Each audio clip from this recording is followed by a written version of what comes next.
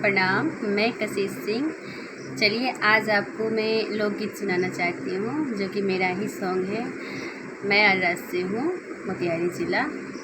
और चलिए हम स्टार्ट करते हैं अपना सॉन्ग। रहन का कोई सजनवा के छोड़ दे निखी से हम अनवा के। रहन का कोई सजनवा के छोड़ दे निखी से हम अनवा के। माना जब करी लेता डांटे लारे सखी। चटनी सौतीनिए के चाटे लारे सखी।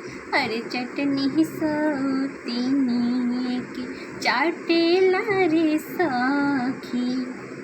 तकिए के नीचे रोज फोटो ओकर राखेला। केतनो सिंगार करी हमरा पर ना ताकेला। हमरा पर ना ताकेला। बतिये से खाली हमके भाटेला रे सखी। हरे चटनी सौतीनिए के चाटेला रे सखी। सेजिया पछने हमर चढ़ले जवानी। रात दिन ओकरा संगे काटता रे चानी। काटता रे चानी। सेजिया पछने हमर चढ़ली जवानी। ओकरा संगे रात दिनवा काटता रे चानी। काटता रे चानी।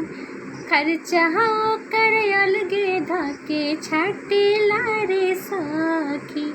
चटनी सौतीनिए के चाटेला रे सखी। अरे चटनी सौतीनिए के चाटेला रे सखी। मानवा के आस कशिश बाटे मोरे अधूरा। पियावा अदित नाही करता रे पूरा। करता रे पूरा।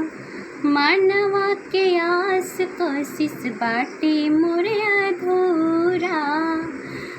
पियावा अदित नाही करता रे पूरा। टेंशन से माथा हमर फाटेला रे सखी। हरे चटनी सौतीनिए के चाटेला रे सखी। थैंक यू सो मच फ्रेंड। जिस फ्रेंड को भी मेरा सॉन्ग अच्छा लगा हो तो प्लीज़ हमारे फाइन फिल्म्स को इस चैनल को सब्सक्राइब करें, शेयर करें, बेल आइकन और लाइक करें, कमेंट करें।